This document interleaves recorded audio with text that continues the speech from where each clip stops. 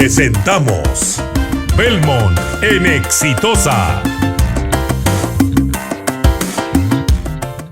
¿Qué tal, amigos? Les habla Ricardo Belmont. ¿De qué podríamos hablar hoy? Acabo de revisar los titulares de los periódicos. Todos tienen una información que produce una sensación de inestabilidad, de caos, de algo peor que se nos viene. No hay optimismo. No hay optimismo en un país que lo único que sabe es que van a haber elecciones el 11 de abril, pero sabemos que van a haber, pero no sabemos cómo van a ser las elecciones. O sea, estamos en una etapa de desconcierto nacional, en una etapa jamás imaginada, producto de una pandemia. Una pandemia que por lo demás es para muchos positiva, porque dicen, bueno, nos encontramos en familia, pensamos, meditamos. Esos son aquellos que pueden sobrevivir, ¿no?, con lo que tienen, con lo que ahorraron o con la renta que tienen. O si son funcionarios públicos, recibiendo siempre el sueldo trabajando o no trabajando. Hay otro gran sector de la gente que tiene que salir a trabajar y no puede. Y a mí se me ocurre una ucronía. Una ucronía es un hecho que puede pasar y no ha ocurrido, pero que podría haber ocurrido. Entonces vamos a analizar qué pasaría en el Perú en dos situaciones distintas. Una, que no hayan elecciones, ¿ok? Esa es una. Porque en épocas de pandemia, si esto continúa, con el desgaste de la gente, el hambre de la gente, la desesperación por trabajar, la gente, ¿qué va a pensar en elecciones? Esa es una posibilidad en que la gente dice, yo ya no puedo más, no doy más. Es decir, tengo que vivir, porque la muerte acecha. La muerte acecha, y si no es esta pandemia, vendrán otras, y si no es esta, inventarán otras. Pero siempre está una situación que no imaginamos jamás los peruanos, ni nadie en el mundo, que podría ocurrir. El mundo está convulsionado. Estados Unidos, la primera potencia del mundo, en crisis a puerta de unas elecciones, aquí el 13 de noviembre nomás. Entonces estamos reventados. Cuando se dice que estamos reventados, es porque estamos reventados en esta ucronía, que nos lleva a una situación de ambivalencia absoluta. Primero, elecciones que ya están anunciadas por el presidente de la República para el 11 de abril del próximo año, pero que en situaciones como esta puede ocurrir la primera alternativa, que no haya elecciones. No va a haber elecciones el 11 de abril. No las va a haber. Y si las hay, van a ser un fraude. ¿Por qué? Porque una elección es como, vamos a decir, por hacer una metáfora, es como si un médico pretendiera operar en una sala de operaciones que está infectada, que tiene algunos animalitos que corren por ahí, ¿no? Pero lo que sabe el doctor es que en esas condiciones es imposible salvar al paciente. Por una u otra causa, el paciente va a morirse en la sala. Estoy haciendo una ucronía con una metáfora. Se juntan dos cosas aquí en el lenguaje, porque no hay otra forma de poder explicar algo tan difícil, donde los perros ladran y no se callan. Fíjese usted, nunca había pasado esto. Nunca había pasado algo que nos impidiera serenamente pensar en una situación que mejore el país. Entonces yo me pregunto, juguemos a la otra posibilidad, de que hayan elecciones. Hay elecciones, vamos todos felices a las elecciones, y ¿quién puede garantizarle al pueblo que en 9 meses se pueden constituir nuevos partidos, que se pueden venir nuevos líderes que conduzcan a nuestro país? Entonces, alguien festeja aquí, alguien festeja, y la mayoría sufre. El que festeja, de alguna manera, es el gobierno, porque el gobierno dispone, por arte y magia de la pandemia, de mucho dinero para ejecutar obras en estos 9 meses de gobierno. Tiene todo el dinero que el Banco Mundial le ha prestado, tiene las reservas que se las va a fumar, tiene la libertad de acción para no ser investigado, tiene un Congreso absolutamente desprestigiado que quiere quedarse también porque no pueden ser reelectos estos congresistas. Entonces nos encontramos en un país al borde del abismo. Estoy haciendo una ucronía, esto no es una historia que ya hemos vivido, sino que en base a la historia del Perú, este tipo de situaciones se dieron bajo otras circunstancias. La guerra con Chile, el conflicto bélico permanente con el Ecuador, que nos tuvo en ascuas en alguna época no tan lejana, siempre el tema de la inflación, de la parte económica, de los sueldos, del peligro de un chavismo en el Perú, de que había que invadir Venezuela. Siempre la prensa nos manejó a su antojo para crearnos miedo. Y en miedo no se puede ir ni a una elección que podría ocurrir, porque si vamos a esta elección, no vamos a ir con la mente serena, no vamos a ir pensando en el país, sino vamos a ir pensando en nosotros, cómo sobrevivimos, que es muy distinto. Una cosa es pensar en el país y otra cosa es las fuerzas que se van a pelear por la supervivencia. Entonces ahí nos encontramos en un drama tremendo, en un drama que se deriva a una situación de anomia donde la cabeza no funciona bien. Digo, el gobierno no funciona bien porque el gobierno está recibiendo imponderables que solamente la naturaleza te los está proporcionando. La naturaleza solo ha venido a liquidarnos. La naturaleza nos ha dicho a todos los ciudadanos, no solamente del Perú, creo que del mundo, que ahora sí somos impotentes ante esa naturaleza cual no habíamos respetado, que creíamos que éramos inmensamente superiores a todo, que teníamos las posibilidades de seguir viviendo en el gasto y en el dispendio y acumular riqueza y acumular fortuna, porque eso nos iba a dar seguridad para nuestras futuras generaciones. Bueno, todo eso se cayó de Maduro, se cayó porque no puede sostenerse ante una naturaleza que nos dice: señores, ustedes no deciden su destino, el destino lo decido yo. Entonces surgen las voces discrepantes, surgen los que dicen: nosotros ya tenemos la receta, surgen los agoreros que dicen: nosotros también tenemos la receta, los científicos se callan porque no saben y el pueblo comienza a perder la paciencia. ¿Cómo se pierde la paciencia? Donde ya nada funciona. Por ejemplo, si hoy día revisa los periódicos, el Metropolitano se paraliza. Segundo, te van a obligar a ponerte una máscara más encima con una mascarilla. Dos cosas, que implica un gasto para la gente que no tiene dinero. Por otro lado, los negocios están paralizados y en caso de que abran, la gente ya tiene miedo de salir. ¿Se dan cuenta lo que está pasando en el país? ¿Se da cuenta lo que estamos viviendo a puertas de las fiestas patrias donde deberíamos estar festejando porque tenemos un país encauzado, un país enrumbado hacia el futuro de grandeza de nuestras familias y de nuestros hijos y de nuestros nietos y de una patria que tenga por lo menos un común denominador? No lo tiene. Hemos llegado a 28 de julio para recibir el bicentenario en situaciones críticas, señoras y señores, críticas en lo político, en lo social, en lo económico, al borde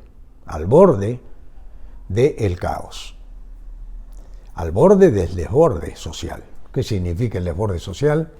Que en 2 meses más, cuando la gente no tenga ninguna otra posibilidad que quedarse en su casa a sobrevivir los que pueden y salir a comer o a buscar un trabajo los que tienen que sobrevivir, y hay otro público nuevo que ha crecido muchísimo, que son aquellos que se quedaron sin trabajo, se quedaron sin empresa, se quedaron sin posibilidades de producir, no encuentran la fórmula y les dicen, los que están cómodos, les dicen piensen, señores, que ahora el mundo ha cambiado y hay que reinventarse. Entonces esa gente dice, ¿cómo me reinvento? Y ese es un sector de la población que va a tener que, lamentablemente, quitarte lo que tú tienes en la calle, como está sucediendo ahora en Estados Unidos, donde la gente que puede usar un arma, porque está permitido por ley que cualquier ciudadano puede usar un arma, a defenderse por sus propios medios. Hemos regresado a la época del viejo oeste, aunque no lo crean. Probablemente para usted le suene una ucronía, pero yo le digo que esta ucronía, de algo que nunca pasó, pero que puede pasar, está a punto de ocurrir. Alguien me diría, Ricardo, tú te has vuelto pesimista. Al contrario, soy un optimista. ¿Saben por qué soy un optimista? Porque te estoy dando la cara y te estoy diciendo que te habla Ricardo Belmont. No soy una persona que detrás del título de politicólogo dice, yo no entro a la cancha porque yo analizo la situación. Ricardo Belmont no fue un analítico de la situación. Ricardo Belmont, quien te habla hoy día en Radio Exitosa y me estás viendo a través del internet, puso la cara y puso el pecho para suscribir y sustentar lo que te dice. Y lo que te dice, lamentablemente, a veces sucede. A veces no, pero a veces sucede. Hay mucha gente que me pregunta, Ricardo, ¿tú ingresarías a la política? Pregunta muy difícil, porque en este lodazal sobreviven los reptiles. No sobrevive una persona que va con buenas intenciones. Imposible. Ya me dieron la medicina en las elecciones municipales. Esa medicina la conozco, fue una advertencia y elegimos los peruanos, los limeños, ahora hablo a los limeños, a un alcalde que no conocíamos. Se va por los 2 años, no ha hecho una sola pista, un solo trébol, una sola avenida, una sola losa deportiva y tiene una aprobación inmensa por el poder fáctico. ¿Qué significa esto? Te voy a seguir explicando en esta parte de mi editorial, porque lo que quiero es que tú por lo menos sepas que Ricardo Belmont te está explicando las cosas en el idioma fácil que tú puedas entender, no para desanimarte, sino para decirte que te prepares, porque las ucronías en el Perú son posibles. En estos escenarios, como les decía antes, no es fácil entender no solamente el Perú, el mundo hoy día. Ya no me alcanza a mí la capacidad para entender lo que está ocurriendo. Ya no quiero criticar a este gobierno. No quiero dar soluciones, porque no hay solución cuando te cambian las reglas de juego. Hay una antigua frase que escuché alguna vez: cuando tenía todas las respuestas, me cambiaron las preguntas. Aquí no hay una pregunta que tú puedas responder porque no tienes la base, no tienes los elementos de juicio para responder a una pregunta, a un interrogante que te pueda yo plantear aquí. ¿Vamos a volver a elegir a los mismos, de los mismos partidos? Es una pregunta que la gente se hace. ¿Hay otra gente mejor que esta que está ahora para que nos pueda gobernar? ¿O esto es lo último que tenemos? Ten en cuenta que nos hemos ido deteriorando cada vez más, porque las enfermedades estructurales se construyen y se naturalizan en el tiempo. Cuando tú tienes una enfermedad y la enfermedad te da un tiempo de vida, tú sabes, si el médico es honesto y te ha hablado con la verdad, que vas a sufrir mucho porque sabes que tienes los días contados. Los países por lo general no quiebran. Los que se quiebran son los hombres que viven en esos países, que van viendo que sus posibilidades son cada día menores para poder surgir y va entrando la desesperanza.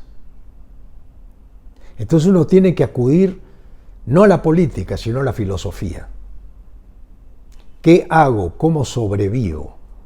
Y tienes que acudir a todos los recursos que puedas tener como ser humano para entender la situación que la vida te ha puesto. Porque tu situación es muy distinta a la del otro. Y al del otro también. Pero hay un común denominador, el miedo.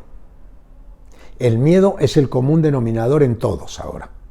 Unos con más miedo que otros, otros que lo van superando, pero en la familia hay alguien que rompe esa quietud y promueve él desde su lugar el miedo.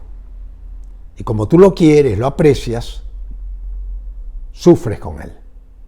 Entonces aquí hay una cuestión, ya diría yo, filosófica. ¿Cómo tomar el Perú en serio si el Perú no es un país que toma las cosas en serio desde el lugar que les corresponde? ¿Cuál es el lugar que les corresponde?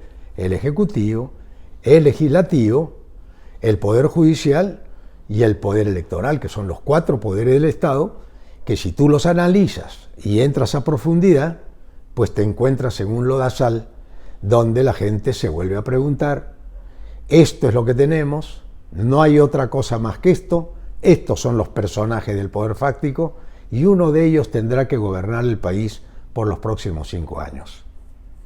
Pero resulta que el país ya no lo gobiernan los hombres, lo gobierna la pandemia, porque la pandemia ha superado la capacidad de los hombres. Ha superado la capacidad de Ricardo Belmont, la tuya y la del otro. Entonces surgen, como dije antes, surgen los que traen la solución. Pero los que traen la solución han perdido credibilidad, porque ya no les puedes creer. Entonces surgen los anónimos, que también usan las redes sociales para decirte algo con toda libertad, aunque sea una mentira. Y la mentira, y acá viene la parte filosófica, colisiona con la verdad. Y volvemos a la época antes de Cristo, donde los grandes pensadores como Sócrates, Platón, Aristóteles, antes de Cristo, 300 y 400 años antes de Cristo, pensaban de una manera que tú la puedes aplicar ahora, que es la pregunta de uno de los hombres más brillantes que hubo, que se llamó Sócrates, que dijo, solamente sé que nada sé. Porque cuando tú preguntas por qué pasa esto, que es la pregunta más importante del mundo, que es la última pregunta que te hace siempre, ¿por qué? Y no encuentras respuesta, estás en la encrucijada terrible de bajar los brazos o seguir luchando contra tus propias fuerzas que te están abandonando. Esta es la situación del Perú en términos, vamos a decir, no políticos, sino filosóficos, vamos a llamarle de esa manera, porque la filosofía es, para los hombres comunes y corrientes como yo, interpretamos que la filosofía es el cuestionamiento de los hechos para encontrar una salida a una circunstancia determinada. Esa es la filosofía desde mi punto de vista. Acá tengo los libros de filosofía de los grandes hombres y cuando los leo me confundo porque todos coinciden en que no coinciden entre ellos mismos. Cada uno da su idea, Sócrates da la suya, Platón da la suya, Aristóteles le enmienda la plana a los dos, pero recoge algo de ellos, y los sucesivos filósofos lo que nos han dicho a nosotros es que la filosofía sirve para preguntarte el porqué de las cosas, porque nunca encontrarás que lo obvio no es necesariamente lo que tienes que hacer. Hay que ir contra la corriente.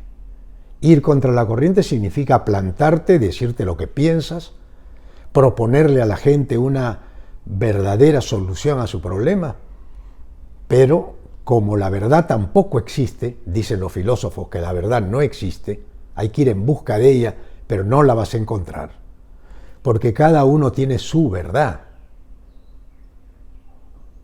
Y cuando cada uno tiene su verdad, ya no hay forma de encontrar realmente una respuesta, porque cada uno tiene la suya. Y como cada uno tiene la suya, ¿qué nos puede unir si no es la patria, pienso yo? ¿La patria en 28 de julio nos podría unir? Es mi pregunta que hago en esta ucronía. Pienso que la patria nos podría unir, pero aquí viene el otro problema. La gente no quiere que nos unamos, porque estando divididos, hay gente que gana con esto. A río revuelto, ganancia de pescadores, dice el refrán. Entonces yo les propongo a ustedes que hagamos un ejercicio en estos días, y lo voy a hacer a través de Exitosa, de jugar con las ucronías y con la filosofía y con la historia del Perú, que no es otra cosa que una lección que está escrita puño y letra por los grandes hombres que estudiaron el Perú y que vieron en nuestra patria el gran lugar para vivir, para encontrar un refugio de un mundo que en esa época de la colonia, se venía abajo en Europa y los conquistadores venían al Perú para buscar la riqueza que ya no había en sus tierras allá lejanas. Vinieron aquí al Perú. Vinieron al Perú porque en el Perú había oro, plata, toda la riqueza del mundo, y vinieron por ella. Y ahora yo me pregunto, en estas épocas de 28 de julio, si tenemos un país tan grande, con gente que es lo que más vale en este país, su gente, ¿por qué no encontramos un común denominador que nos una en torno de algo que nadie tiene una respuesta certera para salir adelante? Y ante esta dificultad de encontrar una respuesta certera, les confieso que en estos días de 28 de julio, en Exitosa, quiero hablar solamente de lo que pensaron los grandes hombres que me han ayudado a mí a trasladarte a través de mi experiencia, lo que recogí de ellos, porque lo que recogí de ellos es lo más importante, que nadie tiene la verdad, nadie es dueño de la verdad. El gobierno no es dueño de la verdad, la oposición no es dueño de la verdad, la única verdad está en la naturaleza. La naturaleza es la que nos señala el rumbo de nuestra limitación, de nuestras carencias y de nuestros errores gravísimos que hemos cometido creyéndonos inmensamente superiores a la madre naturaleza. Entonces, ¿dónde nos aferramos los hombres que tenemos entusiasmo y esperanza? En que algún día encontraremos algo que nos una, no el miedo, porque el miedo te une para ir juntos a una desgracia común. Te tiene que unir un sentimiento de grandeza y de esperanza, un sentimiento de patria, un sentimiento de sentido de pertenencia, para que el hombre pobre, el hombre frágil, se dé cuenta que esa fragilidad lo hace sacar de adentro lo que él no sabía que tenía.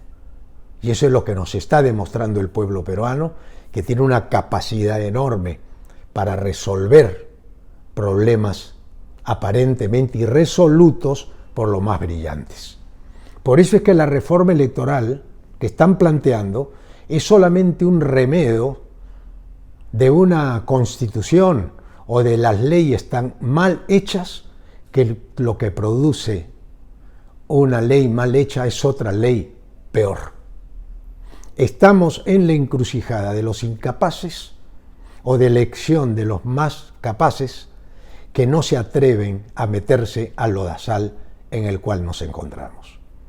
Nos queda entonces reflexionar que la patria es el único común denominador que nos salva y que nos olvidemos por un momento de la globalización de los problemas mundiales, porque los problemas mundiales nos los ha planteado la naturaleza y ahí dejemos que la naturaleza haga lo suyo. Pero a nosotros nos toca hacer algo desde adentro, no desde la política, sino desde la filosofía. Preguntarnos el porqué de las cosas, la pregunta más difícil de responder. ¿Por qué? ¿Por qué el Perú ha llegado a este estado de pobreza, de corrupción, de insanidad? ¿Por qué el Perú no tiene hospitales? ¿Por qué el Perú no tiene colegios? ¿Por qué el Perú no tiene educación? El día que tengas esas respuestas, tú me llamas, te pones en contacto conmigo y trataremos juntos de mirar hacia adelante en el Bicentenario un país de pie y no un país de rodillas.